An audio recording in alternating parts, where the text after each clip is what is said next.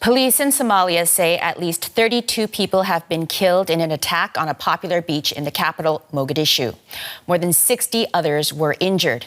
The Al-Qaeda affiliate group Al-Shabaab has claimed responsibility for the attack, which was carried out by a suicide bomber and several gunmen, according to police. 5 assailants were killed and 1 was captured alive. Al-Shabaab has been waging an insurgency against Somalia's government for at least 17 years.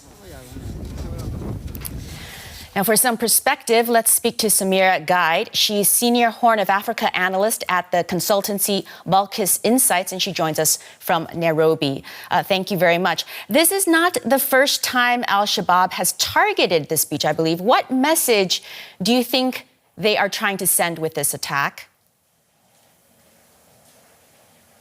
Thank you for having me. The group has been under serious attack from the government for the past 2 years. Unfortunately, those attacks stopped October last year when there was setbacks in the field.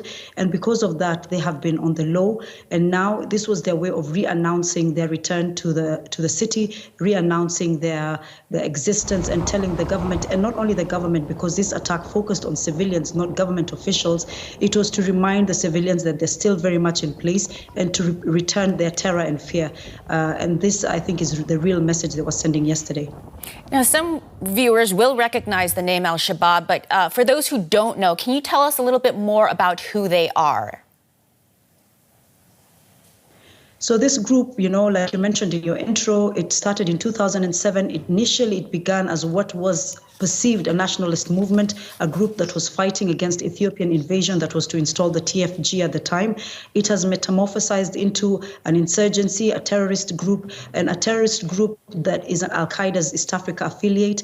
Over the past 17 years, after they were pushed out of Mogadishu in 2011, they went back to their insurgency roots, and they just focus really now on terrorist attacks, complex attacks in hotels, and ambushes on security forces around the country. So the other important thing to know is that they collect taxes across the city. They are across the country. They are, I think, Al-Qaeda's most profitable terrorist organization. Yeah, I mean, that leads to the question I was also wondering, which is what makes the organization so durable after so many years? Is part of it having to do with the fact that they collect taxes? Essentially, there's a layer of governance there. Yeah, the governance model is not just the taxes, but they do have schools where they indoctrinate students from very young age. But the most important thing is how they are able to, take into account the grievances that exist within Somali society that led to the state collapse 30 years ago. And so what they do is really they use the clan card, use clans against each other, or they use Islam card where necessary, if that works. So they've been masters at really pulling the card that works, and they exist within the society. And so sometimes in some places you find that they terrorize the civilians where they have more authority, and where they don't have authority, they really appeal to them by appealing to those grievances and those fault lines. If you had one piece of advice to the Somali government in terms of dealing with this insurgency, what would it be? I mean, refocus back on the security. Security. Somalia is so fragile, and the most important thing at this time is that we should not be diverted by politics. We've seen the government since July last year focusing on politics, trying to work on a campaign, talking about how to, come back to power in 2 years' time. And so offensives have stopped because the unity that existed between the political elite, once it went back to politics, has all stopped. So the one advice is government to refocus on security, and it will find the political will from opposition and all members of society. Samira Gaid, thank you very much for joining us. Thank you very much. Journalist Hussein Mohamed joins us now on the phone from Mogadishu. Hussein, what more do we know about how the attack unfolded? Thank you very much. The attack started after a suicide bomber and gunmen from the militant group Al-Shabaab attacked a busy beach in Mogadishu on Friday evening. The suicide bomber detonated his explosives outside Beachview Hotel, where dozens of beachgoers were enjoying and taking selfies with each other. Like Lido Beach is the most popular beach in Somalia, and thousands of people gather at the beach every weekend. Lido Beach, has been a target of for previous attacks, Last year, more than 20 people were killed after the militant group Al-Shabaab attacked Lido Beach Hotel, which is mostly frequented by government officials. And you know, most of Mogadishu hotels and businesses pay extortion money to Al-Shabaab. And if they fail to pay them, they could be targeted. And you know, Al-Shabaab collected approximately $100 million from Mogadishu businesses to support their militias who conduct operations in Mogadishu and other parts of the country. What do we know about the victims?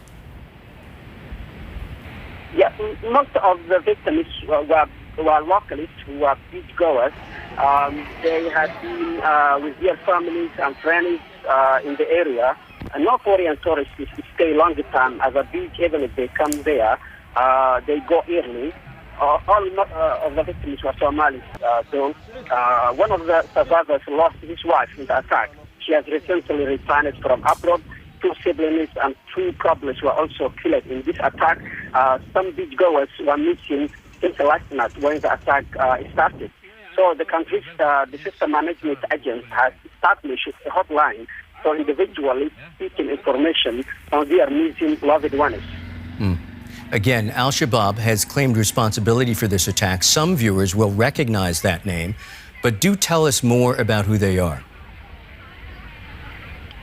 Al-Shabaab is a militant group that was established in 2007 to trouble UN-backed government and implement Sharia law in the country, Somalia.